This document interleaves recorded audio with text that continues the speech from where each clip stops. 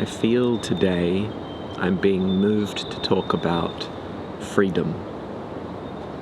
And not freedom in the political sense of liberty, and not freedom in the philosophical sense, as in free will, but the freedom we experience as a feeling when we're confronted with the choices of life. Freedom can become, paradoxically, a kind of prison, can't it? Think of something simple just like option paralysis, of having too many choices before you. It becomes almost impossible in that state of overwhelm to choose.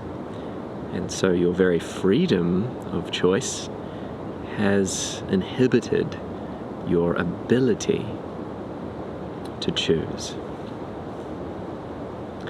And of course that's extrapolated to the much more important and difficult parts of life. Choosing a partner, choosing a life path, a vocation of some kind. Whatever it happens to be, not only are we faced with option paralysis a lot of the time, we're faced with this feeling of, but what if there's something better out there? And so we try to hold onto and grasp our freedom to choose. And we never choose, because our freedom to choose is more important to us than any of the choices available. Isn't that funny? I think that's something that has plagued me to the nth degree in my life, especially with identity, of not knowing who I want to be, of what I want to do with the short time that I have been given. And I know this is a common plague, but for me it has been something that has kept me veritably stuck, trapped even. And we can psychoanalyze that, and I certainly have. There's definitely some trauma behind what causes that kind of freeze state in an individual, to not be able to self-actualise. But it's kind of besides the point. Understanding that and where it comes from, I think, only goes so far. At the end of the day, we are still left with the feeling of overwhelm and just simply not knowing how to choose, what to choose, and even why we should choose. I've existed in a kind of limbo for, pretty much my whole life. I've had a bad habit of going along with other people's choices in life. And to my own detriment, it led me away from myself. Not that I know what myself is.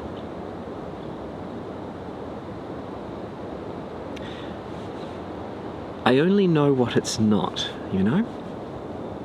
And sometimes that's the best way to define something, especially things so ephemeral like the self, is to define what it's not. You can apply the same approach to something ineffable like God or the universe or existence itself or any kind of abstraction.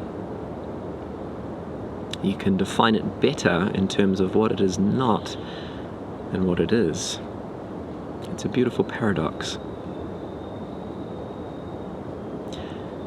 But anyway, many times I have found myself confronted with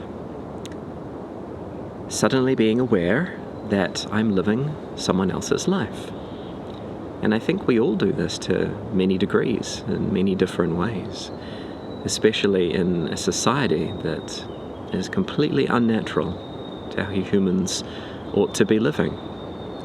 This system of extraction and commodification of our subjective experience. It takes us away from personal sovereignty and authenticity, and it programs us into something that we wouldn't otherwise be if given the choice.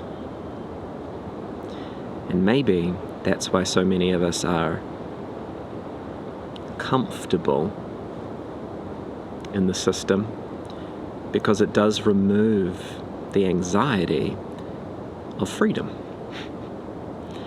the anxiety of having to choose, having to seize one's own life, having to become. I, from personal experience, definitely know how easy it is to just go with the flow of someone else's will, to just get in line. Because it is really terrifying to face freedom, to face the void of possibility. It's scary. We want to be told what to do. We want to be led a lot of the time, and we shirk our freedom for that sense of safety and comfort. And maybe that's okay. But it does make me question, at what cost?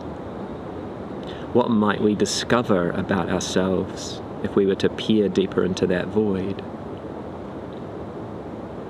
If we were to turn away from the line, away from being led, away from having our lives chosen for us? I wonder what we would discover.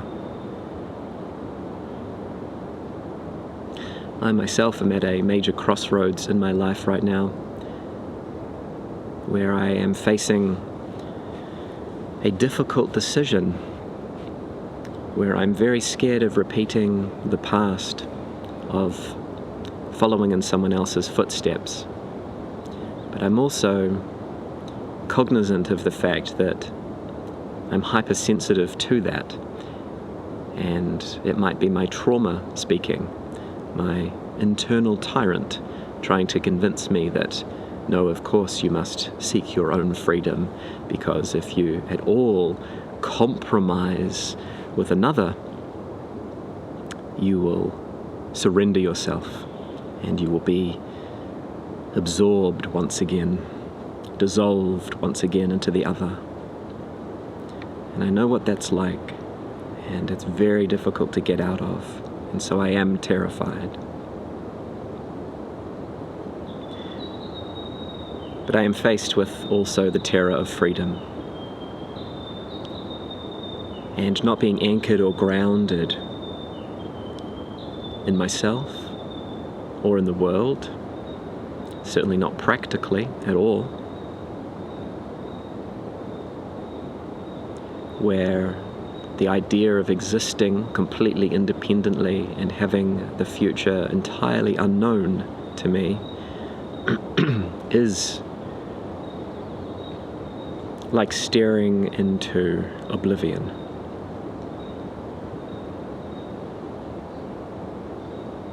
I feel like it is a whole other dark night of the soul that awaits me.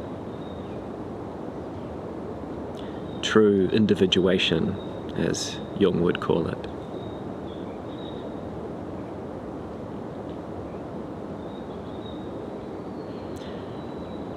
But must I forsake the things that I love in my life now? The people, the places, the routines, the home that I've made? Must I forsake all of those things in order to be true to myself? I don't know. That's what I struggle with in this context of freedom, true personal freedom. I don't have the answer, and I'm not sure if it can be found upstairs. It's one of those things that I'm trying to feel my way through, and it seems that there is a recurring truth that I've stumbled upon that seems to point at peace not coming from answers, but answers coming from peace. And that's a bottom-up approach. It has to start here and bubble up here. It's not a top-down approach. You cannot force peace in here through answers first. In some context you can. But for something so deeply felt, something so personal, something like this, I feel the answers can only come from feeling into the sense of dread and grief and terror of possibility, sitting with those feelings, allowing them, and gently investigating them with my heart. Time and time again, it seems that that is the only way through. The way is through.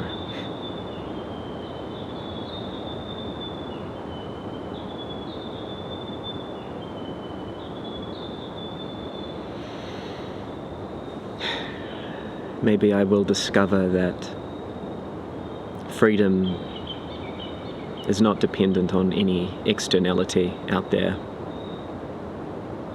That true freedom really is only ever attained in here. Whatever that means.